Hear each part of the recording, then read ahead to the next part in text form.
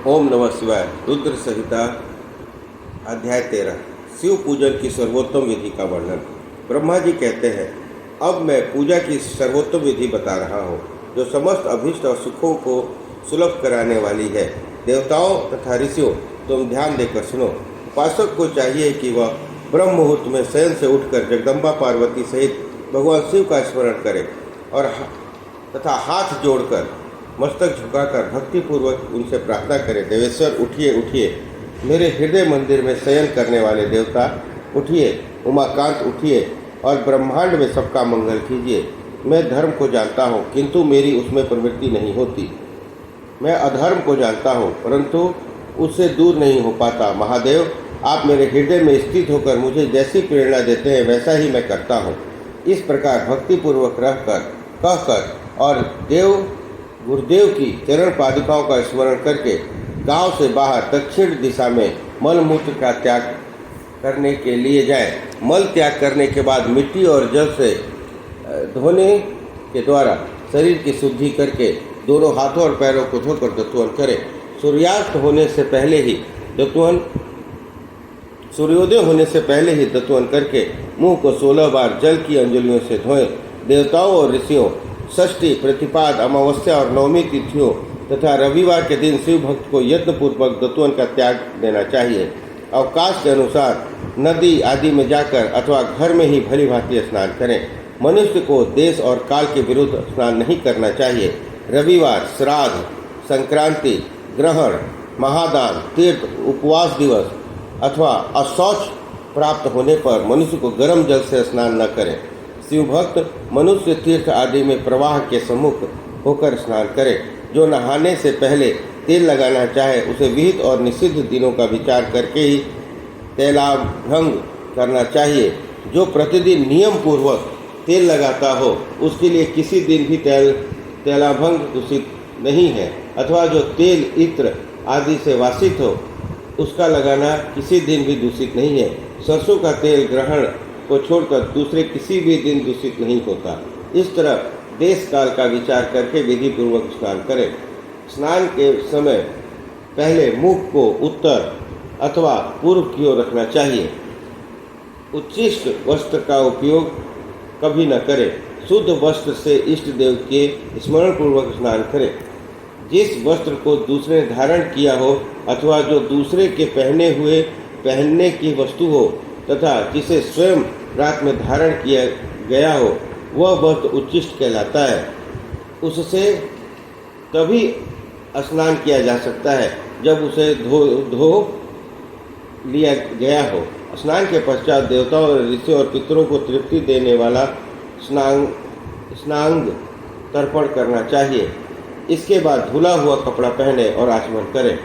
द्विजोत्तमों, तदंतर गोबर आदि से लीप पोतकर स्वच्छ किए हुए शुद्ध स्थान में जाकर वहाँ सुंदर आसन की व्यवस्था करें। वह आसन विशुद्ध काष्ठ का बना हो, पूरा फैला हुआ तथा विचित्र होना चाहिए। ऐसा आसन संपूर्ण अभीष्ट और फलों को देने वाला है। उसके ऊपर बिछाने के लिए यथा योग्य मृग चर्म आदि ग्रहण करें। शुद्ध बुद्धि वाला पुरुष उस आसन पर बैठकर भस्म से त्रिपुंड लगाए। त्रिपुंड से जप तप और दान सफल होता है। भस्म के अभाव में त्रिपुंड का साधन जल आदि बताया गया है। इस तरह त्रिपुंड करके मनुष्य रुद्राक्ष धारण करे और अपने नित्य क्रम का संपादन करके फिर शिव की आराधना करे। तत्पश्चात 3 बार मंत्रोच्चारण पूर्वक आचमन करे। फिर वहाँ शिव की पूजन के लिए अन्न और जल लाकर रखे। कोई दूसरी भी जो वस्तु आवश्यक हो उसे यथाशक्ति जुटाकर अपने पास रखे। इस प्रकार पूजन सामग्री का संग्रह करके वहाँ धैर्यपूर्वक स्थिर भाव से बैठे। फिर जल, गंध, अक्षत से युक्त एक आग पात्र लेकर उसे दाहिने भाग में रखे। उससे उपचार की सिद्धि होती है।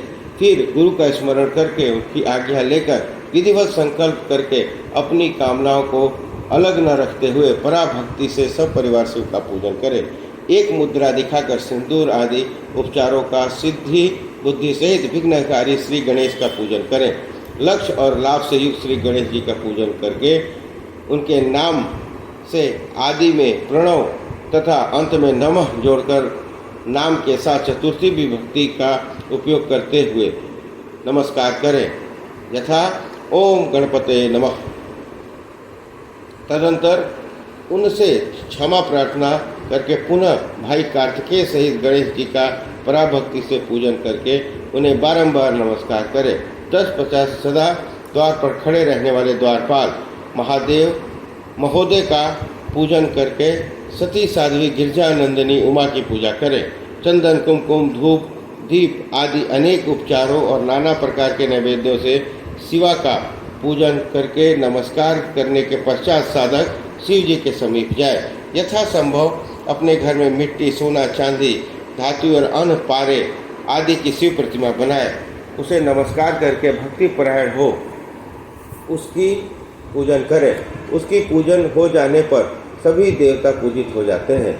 मिट्टी का शिवलिंग बनाकर विधि पूर्वक उसकी स्थापना करें। अपने घर में रहने वाले लोगों को स्थापना संबंधी सभी नियमों का सर्वथा पालन करना चाहिए। भूत शुद्धि एवं मृतिका न्यास करके प्राण प्रतिष्ठा करें। दिवालय में दिक्पालों की भी स्थापना करके उसका पूजन करें। घर में सदा मल मूत्र का प्रयोग करके मूल मंत्र का प्रयोग करके शिव का पूजन करना चाहिए। वहाँ द्वारपालों के पूजन का सर्वथा नियम नहीं है। भगवान शिव के समीप ही अपने लिए आसन की व्यवस्था करें। उस समय उत्तराभिमुख बैठकर फिर आचमन करें। उसके बाद दोनों हाथ जोड़कर तब प्राणायाम करें। प्राणायाम काल में मनुष्य को मल मूत्र की 10 आवृत्तियाँ करनी, मूल मंत्र की 10 आवृत्तियाँ करनी चाहिए। हाथों में 5 मुद्राएं दिखाएं। यह पूजा का आवश्यक अंग है। इन मुद्राओं का प्रदर्शन करके ही मनुष्य पूजा विधि का अनुसरण करे। तदंतर वहाँ दीप निवेदन करके गुरु को नमस्कार करके और पद्मासन या भद्रासन बांधकर बैठे अथवा उत्तरासन या पर्यंकासन आश्रय लेकर सुखपूर्वक बैठे और पुनः पूजन का प्रयोग करें। फिर अर्घ्य पात्र से उत्तम शिवलिंग का प्रक्षालन करें। मन को भगवान शिव से अन्यत्र न ले जाकर पूजा सामग्री को अपने पास रखकर नामांकित मंत्र समूह से महादेव जी का आह्वान करें, जो कैलाश के शिखर पर निवास करते हैं।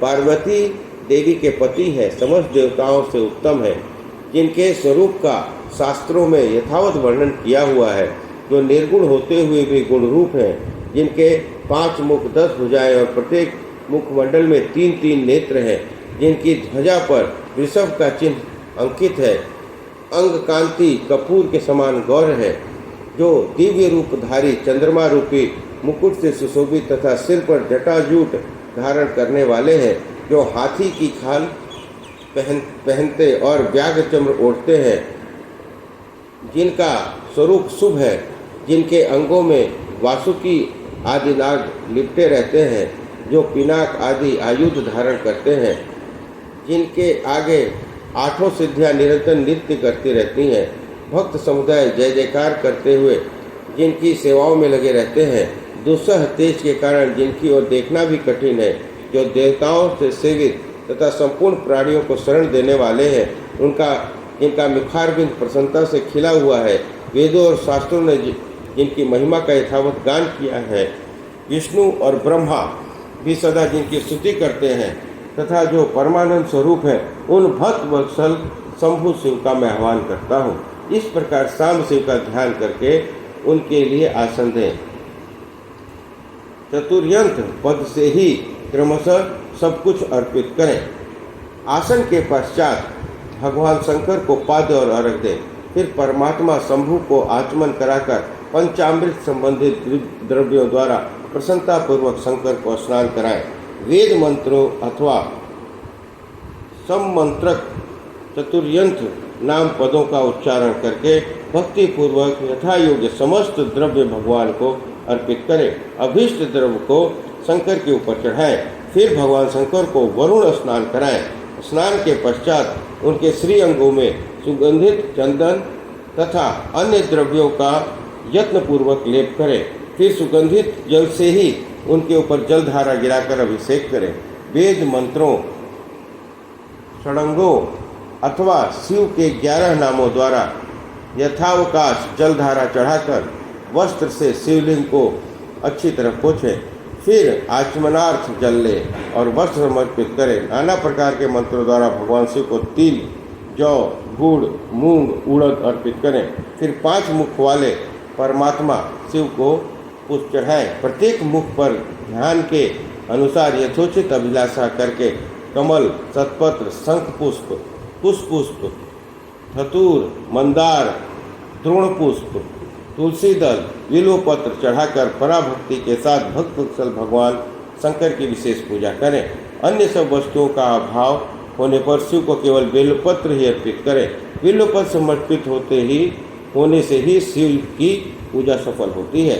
तत्पश्चात सुगंधित चूर्ण तथा सुवासित उत्तम तैल, इत्र आदि विविध वस्तुएं बड़े हर्ष के साथ भगवान शिव को अर्पित करें।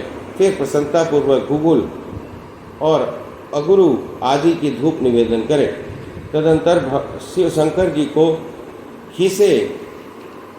घी से भरा हुआ दीपक दें। इसके बाद नामांकित मंत्र से भक्तिपूर्वक पुनः अर्घ दें और भक्ति भाव से वस्त्र द्वारा उनके मुख का मार्जन करें।